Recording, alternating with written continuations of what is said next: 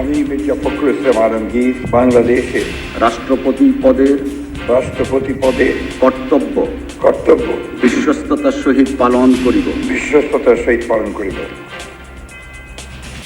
রাষ্ট্রপতি হিসেবে মির্জা ফখরুল ইসলাম আলমগীরের শপথ পাঠ করালেন ভারপ্রাপ্ত স্পিকার। উপস্থিত ছিলেন প্রধানমন্ত্রী, বিরোধী দলের নেতা সহ কূটনীতিকরা।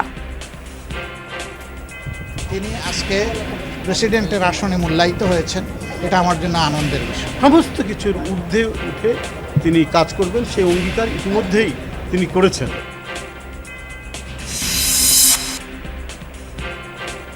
বাড়ল মন্ত্রিসভার কলেবর। নতুন শপথ নিলেন 4 মন্ত্রী ও 2 প্রতিমন্ত্রী। স্থানীয় সরকারের ডক্টর মঈন খান, তথ্যে ব্যারিস্টার পার্থ, পররাষ্ট্র প্রতিমন্ত্রী হুমায়ুন কবির।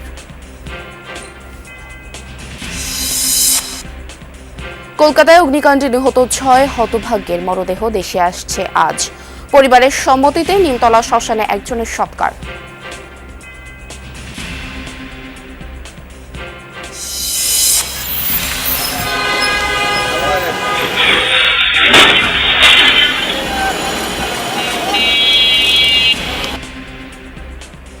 রাজধানী দাপিয়ে বেড়ানো ব্যাটারি চালিত রিকশার সংখ্যা জানে না কেউ। নিয়ন্ত্রিত ঢাকাকে ভাগ করা হবে 8 জোনে। নম্বর প্লেট, সৌর চার্জিং না থাকলে লাইসেন্স বাতিল। লাগামহীন খাদ্য ও সেবা গ্রহণে ব্যয়, আয়ের সাথে সামঞ্জস্য মেলাতে হিমশিম অবস্থা। সামাজিক নিরাপত্তামূলক কর্মসূচির সুফল নিয়ে সংশয়। তাদেরকে কর্মক্ষম দক্ষতা বৃদ্ধি করা, এই ধরনের কর্মসূচিতে শুধুমাত্র স্বল্পকালীন সময়ে একটা উত্তরণের জন্য এটার উপর নির্ভর করতে পারে। রাজশাহীতে সারের জন্য হাহাকার। ডিলারের কাছে না পেয়ে বাড়তি দামে কিনছেন কৃষক। সিন্ডিকেটের অভিযোগ কৃষি অফিসার। কিনলাম 45 টাকা কেজি, তাহলে বস্তা প্রতি 500-600 টাকা বেশি। 5 বস্তা পাইলে পরে আবার 5 বস্তা পাইনি। কিছু অসাধু ব্যবসায়ী যারা আসলে কুচক্রী মহল বলবো, একটা কৃত্রিম সংকট তৈরি করে।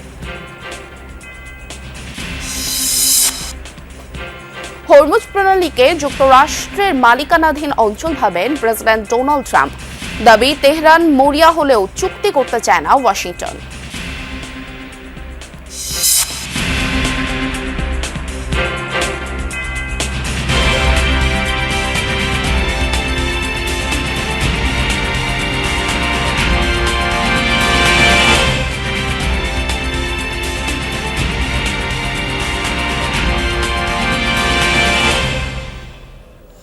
আমন্ত্রণ যমুনা নিউজ।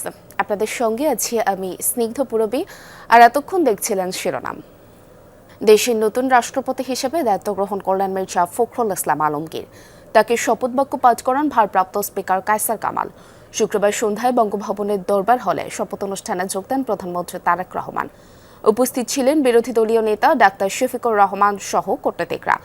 আমন্ত্রিত অতিথিদের প্রত্যাশা, দেশে গণতান্ত্রিক ধারা অব্যাহত রাখায় গুরুত্বপূর্ণ ভূমিকা পালন করবেন নতুন রাষ্ট্রপতি।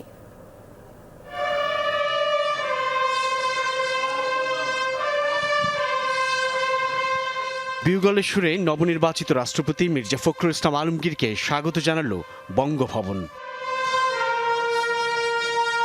তার খানিক আগেই সহধর্মিণী ডাক্তার জুবাইদা রহমানকে নিয়ে দরবার হলে প্রবেশ করেন প্রধানমন্ত্রী তারেক রহমান। এর আগে সন্ধ্যা 7:30টার শপথ অনুষ্ঠান ঘিরে বিকেল থেকেই আমন্ত্রিত অতিথিরা বঙ্গভবনে যান, যেখানে আয়োজন দেশের 23তম রাষ্ট্রপতির শপথ অনুষ্ঠান। যে রাষ্ট্রপতি মির্জা ফখরুল ইসলাম আলমগীর ঠিক একদিন আগেই নিরঙ্কুশ জয় পেয়ে নির্বাচিত হয়েছেন। আমি মির্জা ফখরুল ইসলাম আলমগীর সশ্রদ্ধ চিত্তে শপথ বা দৃঢ়ভাবে ঘোষণা করিতেছি যে। ঠিক 7:30টায় বঙ্গভবনের দরবার হলে শুরু হয় শপথ বাক্য পাঠ।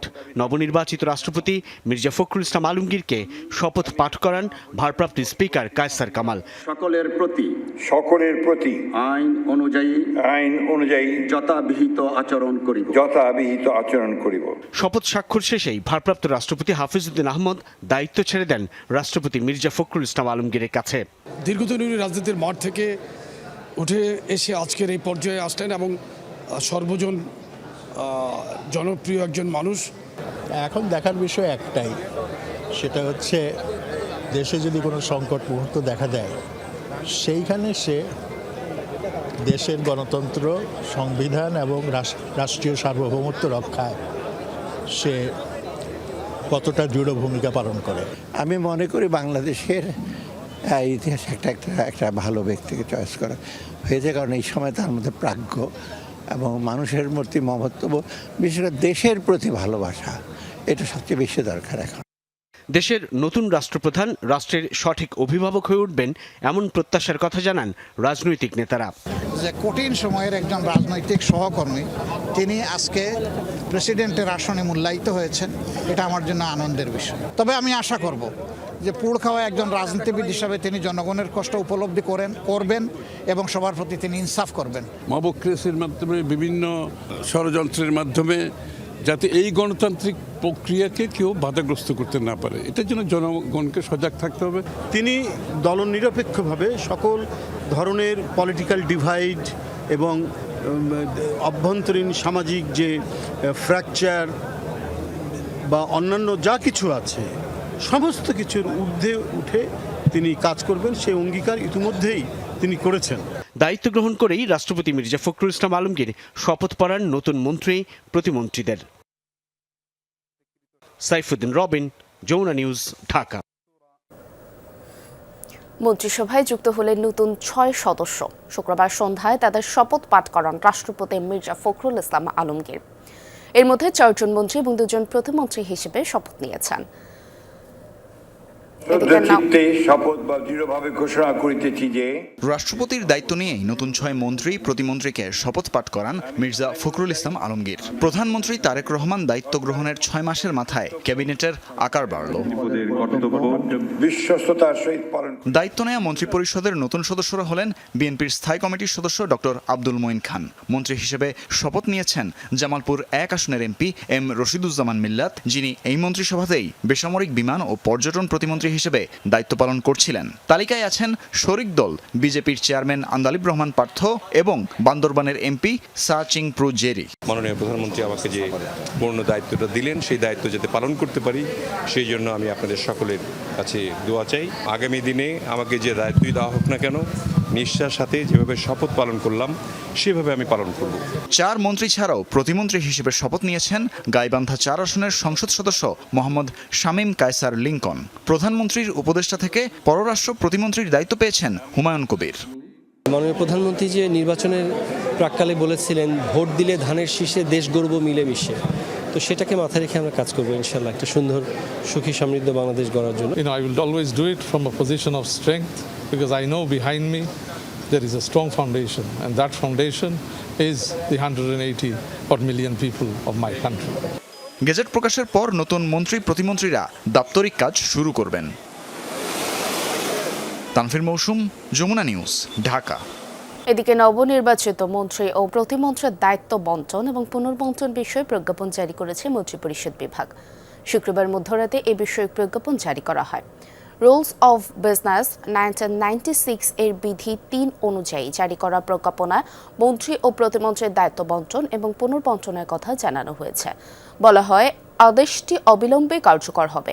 এর আগে শুক্রবার সন্ধ্যায় বঙ্গভবনে রাষ্ট্রপতির কাছে নতুন 4 মন্ত্রী এবং 2 প্রতিমন্ত্রী শপথ নেন। তারা হলেন আব্দুল মঈন খান, রশিদুজ্জামান মিল্লাত, সা চিং প্রু জেরি, আন্দালিব রহমান পার্থ, হুমায়ুন কবির ও মোহাম্মদ শামীম কায়সার লিঙ্কন। কলকাতার হোটেলে হওয়া অগ্নিকাণ্ডে নিহত 6 বাংলাদেশের মরদেহ আজ দেশে ফেরত পাঠানো হবে। মরদেহ দেশে ফেরাতে কলকাতার বিভিন্ন দপ্তর এবং বাংলাদেশের উপ হাইকমিশন থেকে এনওসি নেওয়া হয়েছে। 6 জনের মরদেহ বর্তমানে দক্ষিণ কলকাতার একটি হিমঘরে রাখা আছে। স্থানীয় সময় সকালে মরদেহবাহী অ্যাম্বুলেন্স বাংলাদেশের উদ্দেশ্যে ছেড়ে আসার কথা। বেনাপোল সীমান্ত দিয়ে পাঠানো হবে কুষ্টিয়ার একই পরিবারের 4 সদস্য এবং সাভারের আহমদ বাবুর মরদেহ। এছাড়া সাতক্ষীরার ভোমরা সীমান্ত দিয়ে ফেরত পাঠানো হবে SM আলিমুজ্জামানের মরদেহ। একজনের মরদেহ পরিবারের ইচ্ছা অনুযায়ী গভীর রাতে কলকাতার নিমতলা শ্মশান ঘাটে সৎকার হওয়ার কথা।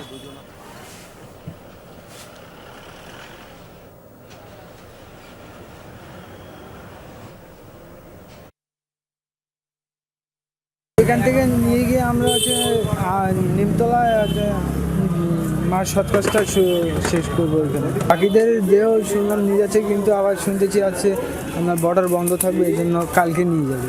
সরকারি দপ্তরগুলা বা হাই কমিশনার বা প্রশাসন দ্রুত কাজ করে দিয়েছে, কোনো ঝামেলা হয়নি। বাংলাদেশিদের মরদেহ ফেরত পাঠানোর বিষয়ে আরও জানাতে বেনাপোল সীমান্ত থেকে যুক্ত হচ্ছেন সহকর্মী কামাল হোসেন। কামাল, কখন নাগাদ মরদেহগুলো দেশে আসতে পারে এবং এই বিষয়ে সংশ্লিষ্ট কর্তৃপক্ষ কি বলছেন? পশ্চিমবঙ্গে কলকাতার একটি আবাসিক হোটেলে ভয়াবহ অগ্নিকাণ্ডে 9 জনের ঘটনাস্থলে 9 জনের মৃত্যুবরণ করেন। গত 19শে আগস্ট কলকাতার নিউ মার্কেট এলাকার শিকা ইন নামক একটি আবাসিক হোটেলে মধ্যরাতে অর্থাৎ রাত 2টার দিকে এই ভয়াবহ অগ্নিকাণ্ডে ঘটনাস্থলে ভারতের 2 জন নাগরিক ও বাংলাদেশের 7 জন বাংলাদেশি নাগরিক ঘটনাস্থলে মৃত্যুবরণ করেন। গতকাল শুক্রবার এই 7 জন বাংলাদেশি নাগরিকের বাংলাদেশে ফেরত পাঠানো, অর্থাৎ বাংলাদেশে প্রবেশের কথা ছিল, তবে ওখানে কিছু এনওসি বা ছাড়পত্রের জটিলতার কারণে গতকাল এই 7 জন বাংলাদেশি মরদেহ বাংলাদেশে আনা সম্ভব হয়নি। আমার এই বিষয়ে বেনাপোল ইমিগ্রেশন চেকপোস্টের ভারপ্রাপ্ত ওসি সাইফুর রহমানের সাথে মুঠোফোনে কথা হয়েছে। তিনি আমাকে জানিয়েছেন যে গত 19শে আগস্ট যে কলকাতা নিউ মার্কেটে যে ভয়াবহ অগ্নিকাণ্ডে ঘটে যে আবাসিক হোটেলে, ওই হোটেলে কিন্তু বাংলাদেশি 7 জন নাগরিকের মরদেহ ঘটনাস্থলে মারা যায় এবং এই মরদেহ গতকাল শুক্রবারে আমাদের বাংলাদেশে আসার কথা থাকলেও কিছু অফিসিয়াল প্রয়োজনীয় ডকুমেন্টস ও হাই কমিশনের যে ছাড়পত্র, এই ছাড়পত্র জটিলতার কারণে কিন্তু গতকাল শুক্রবারে বাংলাদেশে প্রবেশ করতে পারেনি। তবে গতকাল রাত্রের এই প্রয়োজনীয় যে ডকুমেন্টস ছিল সেইগুলো কিন্তু তারা সংগ্রহ করেছে। তারা সকালে 8টা থেকে 8:30 নাগাদ কলকাতা থেকে রওনা হওয়ার কথা আছে। তবে আমাদের বেনাপোল ইমিগ্রেশন চেকপোস্ট কিন্তু এই 7 জন মরদেহের ভিতরে 5 জন এই বেনাপোল ইমিগ্রেশন চেকপোস্টে প্রবেশের কথা আছে। বাকি একজন সাতক্ষীরা ভুমরা স্থল বন্দরে প্রবেশ করবে এবং যে আরও একজন রেবেতি সরকার নামক একজন যিনি আছেন, ওনার মরদেহ কলকাতার স্থানীয় একটি স্থানে সৎকার করার কথা আছে বলে তার পরিবারের সদস্যরা আমাদেরকে নিশ্চিত করেছেন। এই ছিল বেনাপোল ইমিগ্রেশন চেকপোস্টের সর্বশেষ প্রবি। অনেক ধন্যবাদ আপনাকে আমাদের সাথে যুক্ত হওয়ার জন্য। আমাদের অন্য আরেক সহকর্মী ইতোমধ্যে আমাদের সাথে যুক্ত হয়েছেন, তিনি রয়েছেন ভোমরা স্থলবন্দরে। ভোমরা স্থলবন্দর দিয়ে আসছে আরও একজনের মরদেহ। সহকর্মী আকরামুল ইসলাম আছেন সেখানে। আকরাম, মরদেহগুলো ঠিক কখন নাগাদ পৌঁছাতে পারে? জানাজার দাফনের সব প্রস্তুতি কি ইতোমধ্যে সম্পন্ন হয়েছে কিনা, কি তথ্য রয়েছে আপনার কাছে? পুরবী, যে 7 জন বাংলাদেশি নিহত হয়েছেন তার মধ্যে সাতক্ষীরার 2 জন, আলিমুজ্জামান সাজু এবং রেবাতি সরকার।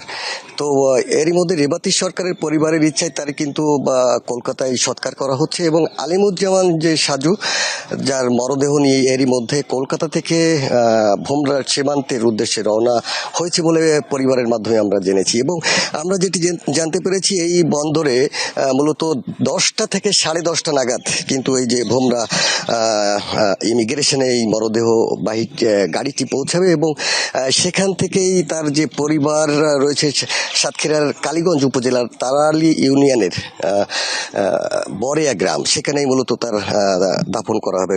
এবং পরিবারের পক্ষ থেকে আমরা যেটি জেনেছি, পরিবারের যে দাফনের যে প্রক্রিয়া সেটি তারা এরই মধ্যে সব ধরনের প্রস্তুতি নিয়েছেন এবং জোহরের নামাজ বাদ তার পারিবারিক কবরস্থানে কিন্তু দাফন করা হবে, এমনটি পরিবার আমাদেরকে জানিয়েছেন। এবং পরিবারের পক্ষ থেকেও কিন্তু মরদেহটি বুঝে নেওয়ার জন্য এই যে ভোমরা ইমিগ্রেশনে উদ্দেশ্যে কিন্তু তার বাড়ি থেকে রওনা হয়েছে এবং মরদেহটিও আসছে। এবং এখান থেকে যারা ইমিগ্রেশনের যারা পুলিশ রয়েছেন তারা বলছেন যে 10টা থেকে 10:30টার মধ্যে হয়তো এখানে পৌঁছাবে এবং এখানে যে আইনি প্রক্রিয়া রয়েছে সেটি শেষ করেই পরিবারের কাছে মরদেহটি হস্তান্তর করা হবে। প্রবি, অনেক ধন্যবাদ। বিস্তারিত জানছিলাম আপনার থেকে, নিশ্চয়ই পরবর্তীতে এই বিষয়ে আরও তথ্য জানবো আপনার থেকে। আপনার বাসার কাছের কোনো ওয়ার্কশপ বা গ্যারেজে অর্ডার করলেই মিলবে ব্যাটারি চালিত অটোরিকশা। বিভিন্ন জায়গা থেকে যন্ত্রাংশ সংগ্রহ করে এসব রিকশা তৈরি করে রাস্তায় নামানো হয়। চালকদের লাগে না কোনো প্রশিক্ষণ। 2 বছর ধরে নীতিমালা তৈরির কাজ চললেও সরকার বলছে এইবার তা আলোর মুখ দেখবে। কিন্তু এতেও কি আসবে সমাধান? খোঁজ নিয়েছেন তানভীর সাদিক টিপু, ছবি তুলেছেন লুৎফুর রহমান।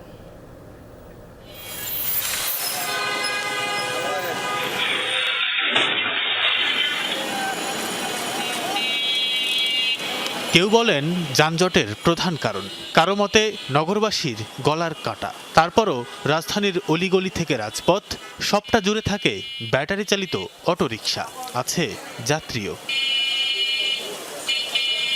2010 সাল থেকে ব্যাটারি রিকশার বিস্তার।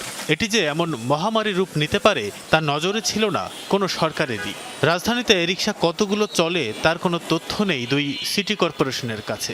অনুমান এই সংখ্যা 20 লাখের কম নয়।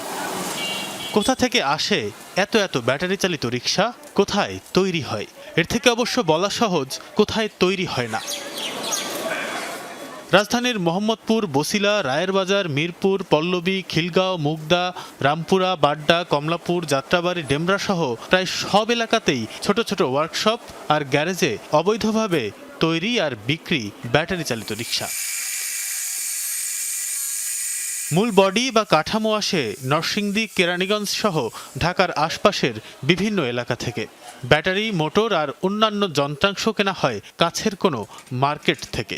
এরপর ওয়ার্কশপে ফিটিং শেষে সরাসরি চলে যায় রাস্তায়। অর্ডার দিলেই 60 থেকে 70 হাজার টাকায় মেলে ব্যাটারি চালিত রিকশা। কোনো অনুমতিরও প্রয়োজন হয় না। নরসিংদী থেকে এইভাবে মালটা আমরা কিনে আনি, যে সময় অর্ডার হয় ওই সময় আমরা এই জিনিসগুলো কিনে আনি সেটিং করি।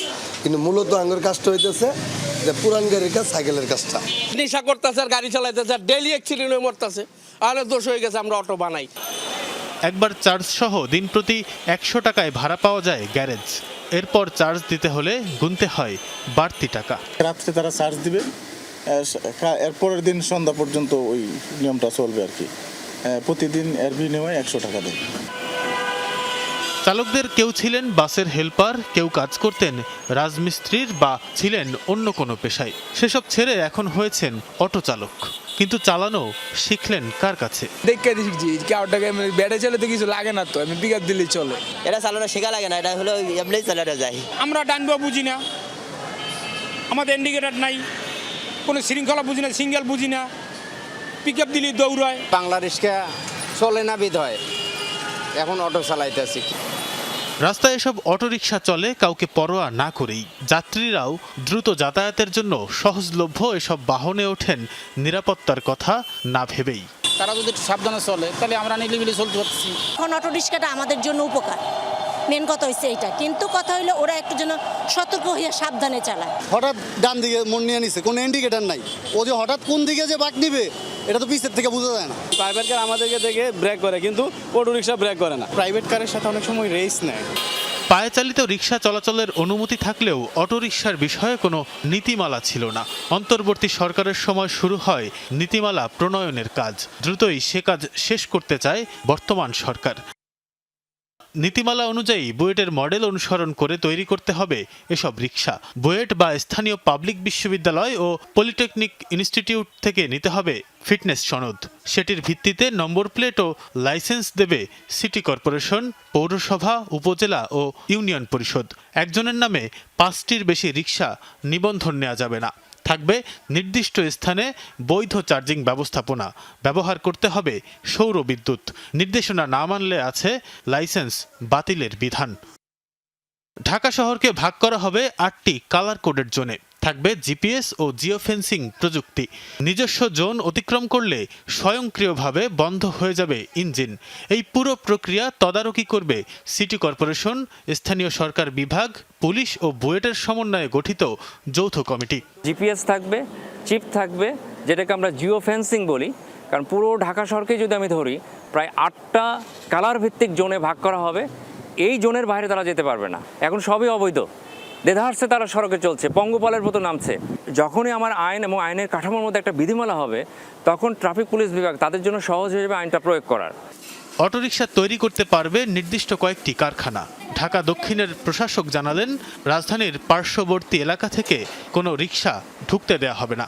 ঢাকার জেলা থেকে চলে আসে, রূপগঞ্জ থেকে চলে আসে, এই সমস্ত কোনো অ্যালাউ করা হবে না। শুধুমাত্র যাদেরকে আমরা রেজিস্ট্রেশন দেব, নাম্বার দেব, তারাই ঢাকা শহরে চলাচল করতে পারবে। বিগত আওয়ামী লীগ এবং অন্তর্বর্তী সরকার অটোরিকশাকে শৃঙ্খলায় আনতে নানান পদক্ষেপ নিয়েও ব্যর্থ হয়েছে। চালকদের আন্দোলনে কিছুটা পিছু হটতেও দেখা গেছে। এবার চ্যালেঞ্জ বিএনপি সরকারের সামনে। সাধারণ রিকশার গ্যারেজে তৈরি হচ্ছে ব্যাটারি চালিত অটোরিকশা। সেই রিকশা চলছে মূল সড়কে। নেই কোনো নিয়ম, নেই কোনো নীতি। সরকার বলছে একটি নীতিমালা প্রণয়নের কাজ চলছে। সেই নীতিমালা কবে আলোর মুখ দেখবে, কবে সেই নীতিমালার বাস্তবায়ন হবে, সেদিকেই এখন চোখ দেশবাসীর। তানফির সিদ্দিক টিপু, যমুনা নিউজ, ঢাকা। নানামুখী চাপে নাকাল নিম্ন ও মধ্যবিত্তরা। আয় তেমন বাড়ছে না, কিন্তু ক্রমশ বাড়ছে ব্যয়ের চাপ।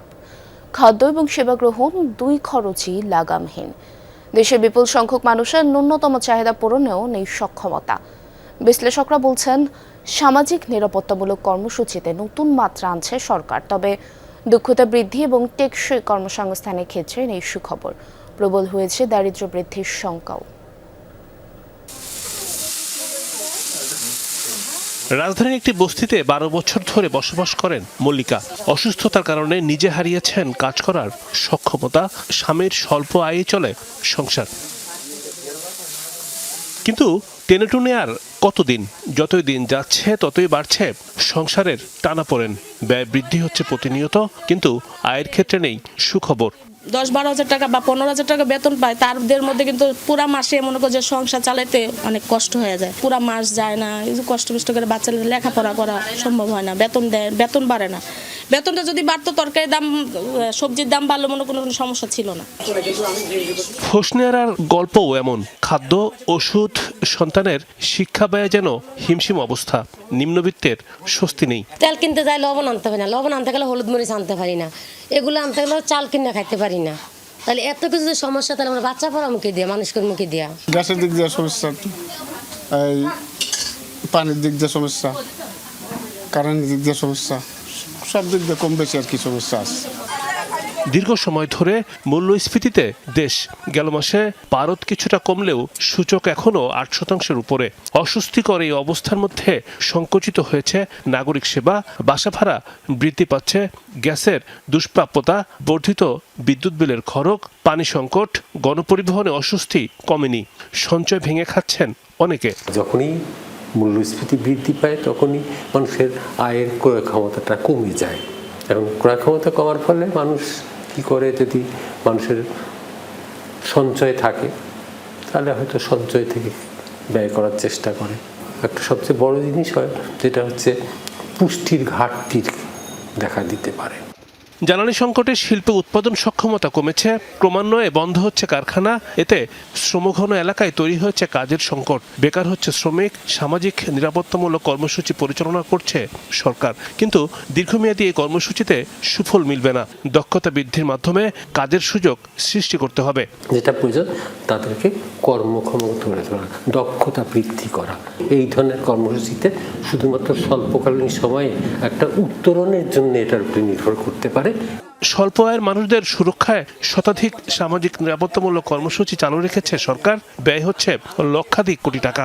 সীমিত সম্পদ কোথায় সর্বোচ্চ ব্যবহার হলে সর্বোচ্চ ফলাফল করা হবে, সেই জন্য ফ্যামিলি কার্ড দেওয়া হয়েছে, কারণ দারিদ্র্য কমাতে হবে। সামাজিক নিরাপত্তা কর্মক্ষেত্রের জন্য একটা প্যারাডাইম শিফট করা হয়েছে, সেটা হচ্ছে যে সর্বজনীন পূর্ণ জীবন চক্রভিত্তিক সামাজিক নিরাপত্তা। সরকারের এই নীতি নির্ধারক বলেন, পুঞ্জীভূত সংকট থেকে উত্তরণে নতুন মডেলের পথে হাঁটছে সরকার। বাংলাদেশের যে পুঞ্জীভূত সমস্যার। রিমন রহমান, যমুনা নিউজ, ঢাকা। রাজশাহীতে সার সংকটে দিশেহারা কৃষক। এক দোকান থেকে ছুটছেন আরেক দোকানে। ডিলারদের কাছে চাহিদা মতো সার না পাওয়ায় বাইরে থেকে কিনছেন চড়া দামে। সবচেয়ে বেশি সংকট টিএসপি সারের। ডিলারদের দাবি, চাহিদার তুলনায় অতিরিক্ত সার ব্যবহৃত হচ্ছে। কৃষি অফিস বলছে সারের কোনো সংকট নেই, সবে সিন্ডিকেট ও স্বার্থান্বেষী মহলের কারসাজি। গত কয়েকদিনে রাজশাহীর তানোর, গোদাগাড়ি, পুঠিয়া, পবা ও চারঘাট উপজেলায় সারের অতিরিক্ত দাম নেয়া ও অবৈধভাবে সার মজুতকারীদের বিরুদ্ধে লক্ষাধিক টাকা জরিমানা করেছে প্রশাসন। বর্তমানে রাজশাহী জেলায় সরকার নির্ধারিত পরিবেশকের দোকানে বস্তাপতি ইউরিয়া বিক্রির কথা ১৩৫০ টাকায়, কিন্তু বাইরের দোকানে সেই সার বিক্রি হচ্ছে ১৫০০ টাকায়। একইভাবে প্রতিটি সারের দামই ডিলারের দোকানে নির্ধারিত দরের চেয়ে বেশি দামে বিক্রি হচ্ছে বাইরের দোকানে। কৃষকদের অভিযোগ, ডিলারের কাছে কোনো সারই চাহিদা মতো মিলছে না, ফলে বাড়তি দামে কিনতে হচ্ছে। সারের ক্ষেত্রে বস্তাপতি প্রায় 350-600 টাকার 500 টাকার মতো একটু বেশি লাগে। কী জন্য লাগে সেটা ডিলারের কাছেও আমরা সেটা খুঁজে পাই না, এবং দোকানদারের কাছ করে তারাও আমাদের বলে যে একটা কথাই যে আমরা বাইরে থেকে কিনে নিয়ে এসে আপনাদের জন্য দিচ্ছি। কিনলাম 45 টাকা কেজি, তাহলে বস্তাপতি 500-600 টাকা বেশি। এখানে 1350 টিএসপি, আর বাইরে আপনার 2700-2800 এরকম। লিজা তো ফসল তো করতেই হবে, যেখানে বেশি সেখানে কম দিয়ে পার হচ্ছে। কৃষকরা অভিযোগ করছেন, সরকার নির্ধারিত পরিবেশকরা ভর্তুকির সার বাইরে কালোবাজারে বিক্রির কারণে এমন সংকট দেখা দিচ্ছে। বাধ্য হয়ে খোলা বাজারে সেই সার বেশি দামে কিনতে হচ্ছে কৃষকদের। এ কারণে উৎপাদন খরচ যাচ্ছে বহুগুণ বেড়ে। জমিতে যে পরিমাণ সার লাগবে, জমিতে যদি 20 কেজিকে সার পাই, সেখানে 20 কেজি কিনতে পারছি না।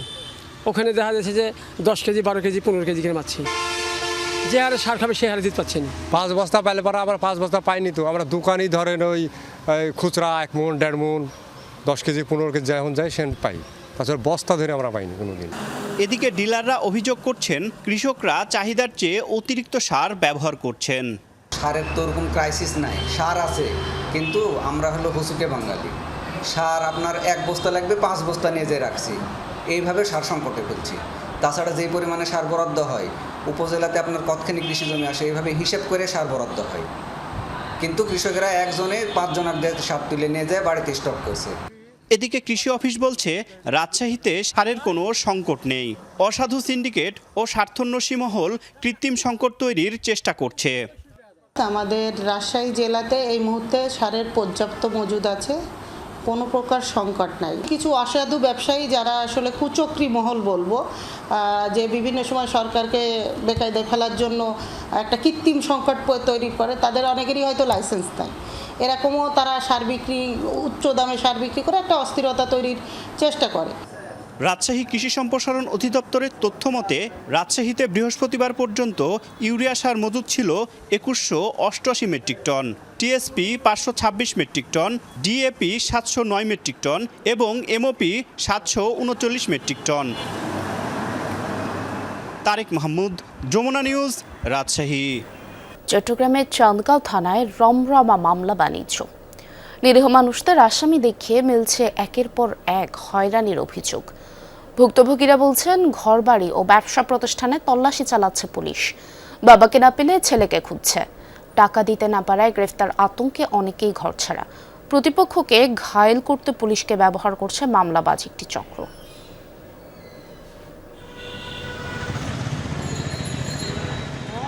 নগরীর বহদ্দারহাটে স্বজন সুপারমার্কেটের কাপড় ব্যবসায়ী হারুন দীর্ঘ প্রায় 1 মাস ধরে আত্মগোপনে দোকান চালান কর্মচারীরা। হারুন ও তার সহযোগীদের অভিযোগ, 25 জুলাই বহদ্দারহাটে নিষিদ্ধ ঘোষিত আওয়ামী লীগ নেতাকর্মীরা মিছিলের চেষ্টা করলে পুলিশ ধাওয়া দিয়ে 13 জনকে গ্রেপ্তার করে। এই ঘটনায় 26 জুলাই চাঁদগাঁও থানায় সন্ত্রাস বিরোধী আইনে মামলা হয়। এই মামলায় 28 নম্বর আসামি করা হয় হারুনকে। তারপর থেকে তার বাড়ি ও ব্যবসা প্রতিষ্ঠানে হানা দিচ্ছে পুলিশ। তাকে না পেয়ে তার কলেজ পড়ুয়া ছেলেকে তুলে নেওয়ার চেষ্টা করলে সেও আত্মগোপন করে। পুলিশের ভয়ে চট্টগ্রাম ছেড়ে পালিয়ে বেড়াচ্ছেন বাপ ছেলে। আর আমরা তো এইগুলিতে কোনোদিন জড়িত না, ছিলাম না। দোকানে যায়, দোকানে আসি, হয়রানিমূলক করতেছে। হয়তো আমাকে না পাইয়ে করতেছে জিঙ্গির মতো আমাকে না পাইয়ে ছেলেকে খুঁজতেছে। এটা একটা না, উনি যে কাজটা করে নাই, মিথ্যা মামলা ওনাকে ফাঁসাইছে যতটুকু আমি জানি। তো উনি কিভাবে অ্যারেস্ট হবে বা কীভাবে ওনাকে পুলিশে ধরে নিয়ে যাবে, এই কারণে কি উনি দোকানে আসতেছে না, বাসায় যাচ্ছে না, কোনো বাড়ি থাকতেছে না। এরকম বর্তমানে ফালাতক, পুলিশের ভয় আর কিছু না। ওই মার্কেটের ব্যবসায়ীরাও লিখিতভাবে পুলিশকে জানায় হারুন রাজনীতির সাথে জড়িত নন। বিএনপির নাম ভাঙিয়ে মামলাবাজ চক্র ও পুলিশ তাকে ও তার পরিবারকে হয়রানি করছে। উনি তো একজন ব্যবসায়ী মানুষ। উনি সকাল 10টার দিকে আসতো, রাত 10টার সময় চলে যেত। উনি কোনো রাজনীতির কিছু জড়িত ছিল না। এখন ইদানিং দেখতেছি কয়েকদিন ধরে পুলিশ আসতেছে, ওনাকে খুঁজতেছে। এসে পরবর্তী জানতে পারলাম ওনার কেন মামলা হয়েছে।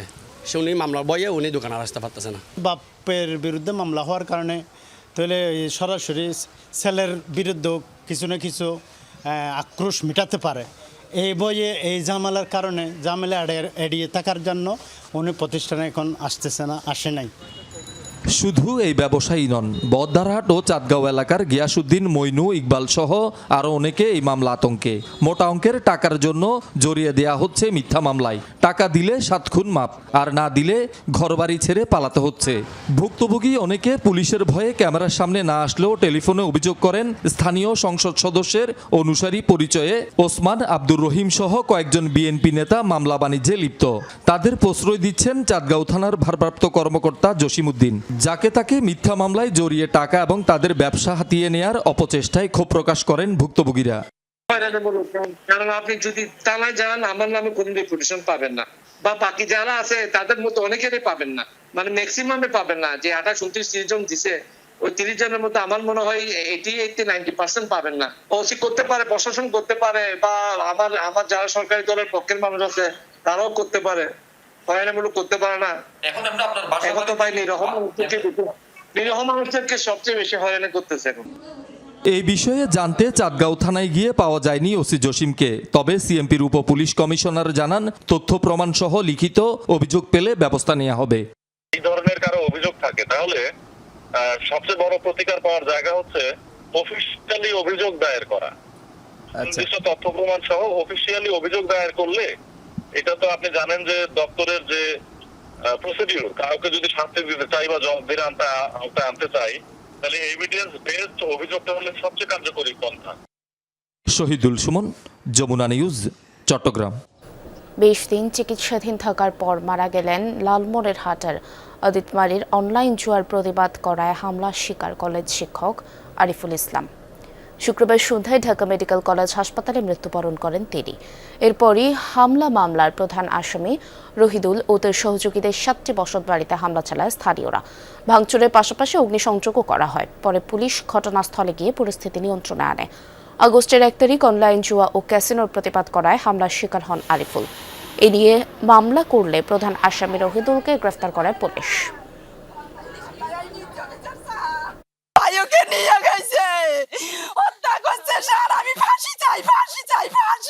এক 1,500 লোক সংঘবদ্ধ হয়ে আসলে যে আসামিগুলো ছিল এবং 2-1টা বাড়ি আসামির আত্মীয় স্বজন, তাদের বাড়িগুলো ভাঙচুর করে।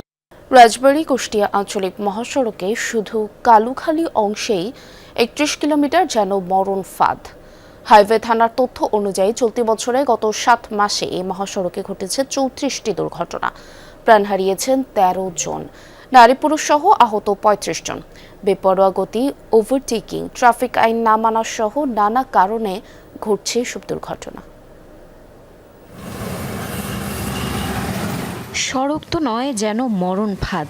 2025 সালের শুরু থেকে চলতি বছরের জুলাই পর্যন্ত 19 মাসে এই পথে 62টি দুর্ঘটনায় নিহত হয়েছেন 35 জন, আহত হয়েছেন 117 জন। রাজবাড়ী কুষ্টিয়া আঞ্চলিক মহাসড়কে প্রতিদিন চলাচল করে যাত্রীবাহী বাস, ট্রাক সহ হাজারো যানবাহন। তবে রাজবাড়ী শহর থেকে পাংশার শিয়ালডাঙ্গি পর্যন্ত 31 কিলোমিটার অংশে মাঝে মধ্যেই ঘটছে দুর্ঘটনা। এখানের মোড়টাও বেশি, এখানেও দেখা যায় কি দুর্ঘটনা বেশি। দেখা যায় কি মাসের ভিতরে 2বার 3বারও 4বারও হয়ে যায়। মাসখানিক ধরে বেশ ভালো বৃষ্টি, প্রতিদিনই কম বেশি হয়, এর জন্য আর কি অ্যাক্সিডেন্টটা একটু বেশি। এটা ছোট গাড়ি, এটা ওই বড় গাড়ি, বাস বা ট্রাক, এটা ওইভাবে আমাদেরই করে না আর কি। রাস্তায় ওই ছোট গাড়ি ওইভাবে গুনে না। এখন আমাদের তো ব্যাক সাইড রাস্তা নাই। সংশ্লিষ্টদের মতে সংকুচিত সড়ক, নির্মাণ ত্রুটি, স্পিড ব্রেকার না থাকায় বাড়ছে দুর্ঘটনা। এছাড়া ট্রাফিক আইন না মানা, অবৈধ যানবাহনের দৌরত্ব, অদক্ষ চালকের বেপরোয়া গতিও সড়কে ঝরাচ্ছে প্রাণ। তাদের সাথে একমত পরিবহন মালিক শ্রমিকরাও। 2টে গাড়ি কিংবা 3টে গাড়ি যদি পাস করতে যাই, ঠিক আছে, আমাদের গাড়ির পারে প্রেশার আসে। এই রাস্তাটা যখন বৃষ্টি নামে পিচ বেশি, কম, এই কারণে রাস্তাটা পিছলে হয়ে যায়। ফটোর কারণে রাস্তাঘাটে ওরা নিয়মকানুন বোঝে না, যার কারণে ডাইনে বাই মুচার দেয়, দুর্ঘটনাগুলি ঘটে।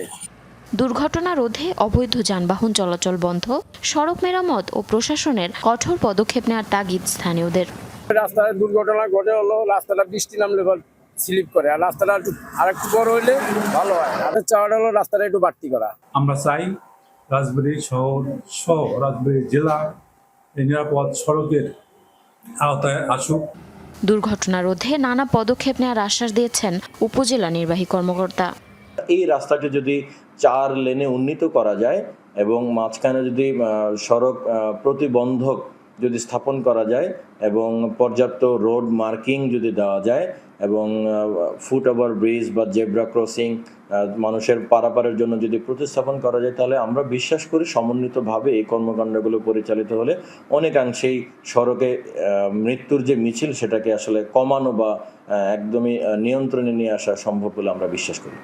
হাইওয়ে থানার তথ্য অনুযায়ী শুধুমাত্র গত 7 মাসেই এই মহাসড়কে দুর্ঘটনা ঘটেছে 34টি। মৃত্যু হয়েছে 13 জনের, আহত হয়েছে নারী পুরুষ সহ 35 জন। জারিন অর্নি, যমুনা নিউজ। জলাবদ্ধতা দুর্ভোগ যেন জামালপুর পৌরবাসীর নিত্যদিনের সঙ্গী। বছরে অন্তত 6 মাস ভোগান্তিতে কাটাতে হয় প্রথম শ্রেণীর এই পৌরসভার বাসিন্দাদের। ক্ষতিগ্রস্ত হচ্ছে গাছপালা। হর্টিকালচার সেন্টারের ভেতর টানা 3 বছর পানি জমে থাকায় মরে গেছে অর্ধ শত বছরের পুরনো 1.5 শতাধিক লিচু গাছ। এ যেন জলে ভাসা জীবন, ডুবে আছে রাস্তাঘাট, বাড়ি রাঙিনা। জলাবদ্ধতার এমন চিত্র জামালপুর পৌরসভার হাটচন্দ্রা, পলাশতলা সহ আরও 3টি এলাকার। অভিযোগ, সামান্য বৃষ্টিতেই পানি জমে তৈরি হয় জলাবদ্ধতা। এছাড়া বছরের প্রায় অর্ধেক সময় পানিবন্দী থাকতে হয় বাসিন্দাদের। বাড়ছে নানা রোগবালাইয়ের ঝুঁকি। প্রথম শ্রেণীর পৌরসভা হলেও পানি নিষ্কাশনের কার্যকর ব্যবস্থা না থাকায় একই সমস্যা পুনরাবৃত্তি হচ্ছে বছরের পর বছর। বিভিন্ন সময় সংশ্লিষ্টদের আশ্বাস মিললেও ভোগান্তি কাটেনি। অনেকে গরিব মানুষ, তারপরেও বাসা ভাড়া নিয়ে অন্য জায়গায় থাকতেছে এবং রাস্তাঘাট তো নেই, ড্রেন নাই, খালি আস্তে দিতেছে করবে আসলে কাজ করে না। 4 বছর যাবৎ পানি আটকে থাকে জলাবদ্ধতার কারণে। পোলাপানে স্কুলে যাতায়াতের জন্য সমস্যা হয়। চতুর্পাশ থেকে সাপ পোকামাকড় ঘরের ভিতরে উঠে। এদিকে হর্টিকালচার সেন্টারের এই বাগান নিয়েও উদ্বেগ তৈরি হয়েছে। 1960 সালে প্রতিষ্ঠিত এই বাগান ভরে থাকতো সারি সারি লিচু গাছে, কিন্তু জলাবদ্ধতার কারণে সেই চিত্র বদলেছে। গোড়ায় পানি জমে নষ্ট হচ্ছে গাছের শিকড়। লিচু বাগান লিচু বিক্রি করে আমাদের রাজস্ব খাতে জমা দিছি, এখন আর জমা দিতে পারছি না। যারা বিক্রি হতো বিভিন্ন এলাকার মানুষ, কিন্তু আমাদের এলাকার মানুষ, কিন্তু জলাবদ্ধতার কারণে আমাদের এই গাছগুলো মারা গেছে। টানা প্রায় 3 বছর পানি জমে থাকায় হর্টিকালচার সেন্টারের 150টির বেশি লিচু গাছ মারা গেছে। ক্ষতির মুখে পড়েছে আম, ড্রাগন ও অন্যান্য ফলের গাছ। 137টি গাছ পুরোপুরি নষ্ট মারা যায়। সেই ক্ষেত্রে আমরা লিচু গাছের ছায়ন সংগ্রহ করতে পারছি না বা চারা তৈরি করতে পারছি না। সেই ক্ষেত্রে একটা বিশাল পরিমাণে সরকারকে রাজস্ব থেকে বঞ্চিত হচ্ছে। এছাড়াও এই জলাবদ্ধতার কারণে বিগত 3 বছর যাবৎ আমাদের দেশি এবং বিদেশি বিভিন্ন ফলের মাতৃ গাছগুলো জলাবদ্ধতার কারণে মারা যাচ্ছে। পৌর কর্তৃপক্ষ বলছে জলাবদ্ধতার কারণ চিহ্নিত করে এরই মধ্যে পানি নিষ্কাশনের ব্যবস্থা নিয়েছে তারা। জলাবদ্ধতা নিরসনের জন্য আমরা সাময়িকভাবে যত কাজ করা দরকার, বিভিন্ন জায়গায় কেটে, বিভিন্ন জায়গায় পাইপ কালভার্ট দিয়ে, বিভিন্ন জায়গায় পাইপ দিয়ে আমরা পানি বের করতেছি। তাছাড়া স্থায়ীভাবে সমাধানের জন্য আমাদের একটা প্রকল্প চলতেছে, সেটা আনসার ক্যাম্প থেকে আরম্ভ করে ব্রহ্মপুত্র নদী পর্যন্ত। এই কাজটা হয়ে গেলে আশা করি জলাবদ্ধতা অনেকাংশে কমে যাবে। জলাবদ্ধতায় শুধু মানুষের স্বাভাবিক জীবনযাত্রাই নয়, ক্ষতিগ্রস্ত হচ্ছে শহরের সবুজ প্রকৃতিও। সাগর ফরাজি, যমুনা নিউজ, জামালপুর। হরমুজ প্রণালী এখন যুক্তরাষ্ট্রের অঞ্চল মনে করেন মার্কিন প্রেসিডেন্ট ডোনাল্ড ট্রাম্প। সাউথ ক্যারোলাইনার এক জনসভায় দেয়া ভাষণে এমন মন্তব্য করেন তিনি।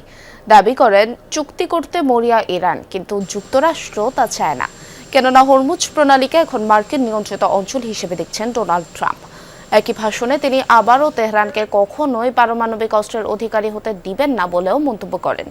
কয়েকদিন আগেই হরমুজ প্রণালীকে মার্কিন অঞ্চল হিসেবে স্বীকৃতি দেওয়ার কথা উল্লেখ করেন মার্কিন প্রেসিডেন্ট ডোনাল্ড ট্রাম্প। গুরুত্বপূর্ণ এই জলপথটির ওপর বরাবরই নিজেদের শতভাগ নিয়ন্ত্রণের দাবি করে আসছে ওয়াশিংটন।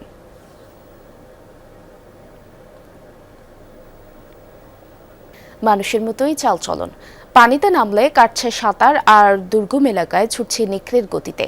চীনের বেইজিংয়ের রোবটের এমন অবাক কাণ্ড দেখছে বিশ্ব।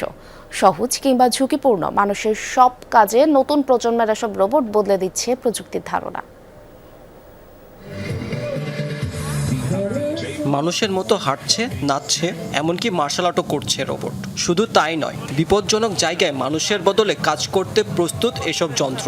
এমনই আধুনিক রোবট ও প্রযুক্তি নিয়ে চীনের বেইজিংয়ে বসেছে ওয়ার্ল্ড রোবট কনফারেন্স, যেখানে রোবটের নানা চমক দেখছে পুরো বিশ্ব। এখানেই শেষ নয়, আসল মাছের মতোই হুবহু দেখতে রোবট নিয়ে হাজির বিজ্ঞানীরা। পানির নিচে পরিদর্শন ও বিভিন্ন তথ্য সংগ্রহে কাজ করতে পারে এটি। শরীরে থাকা সেন্সরের সাহায্যে পাথর কিংবা জলজ উদ্ভিদের মতো বাধাও আগেভাগে শনাক্ত করে পথ বদলাতে পারে এটি। একবার চার্জ দিলে চলতে পারে 5 ঘন্টারও বেশি। এটি একটি বায়োনিক গোল্ডেন অ্যারোয়ানা রোবট মাছ। পানির নিচে পরিদর্শন ও তথ্য সংগ্রহে এটি ব্যবহার করা হয়। পানিতে নামালে দেখতে একেবারে আসল মাছের মতো লাগে, তাই অনেকেই বুঝতে পারেন না এটি সত্যিকারের মাছ নাকি রোবট। পানির নিচে যেমন রোবটের ব্যবহার বেড়েছে, তেমনি দুর্গম ও ঝুঁকিপূর্ণ এলাকাতেও মানুষের বিকল্প হিসাবে প্রস্তুত করা হচ্ছে প্রায় 4 মিটার উচ্চতার সুপার হিউম্যানয়েড রোবট।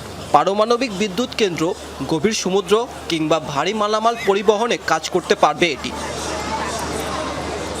শুধু মানুষ নয়, এবার নেকড়ের আদলেও তৈরি করা হয়েছে রোবট। তিয়ানলাং নামের এই রোবটটি দুর্গম পাহাড়, মরুভূমি ও পানির মধ্যেও চলতে পারে। অনুসন্ধান, উদ্ধার ও প্রয়োজনীয় জিনিস পৌঁছে দিতে পারে এইসব রোবট।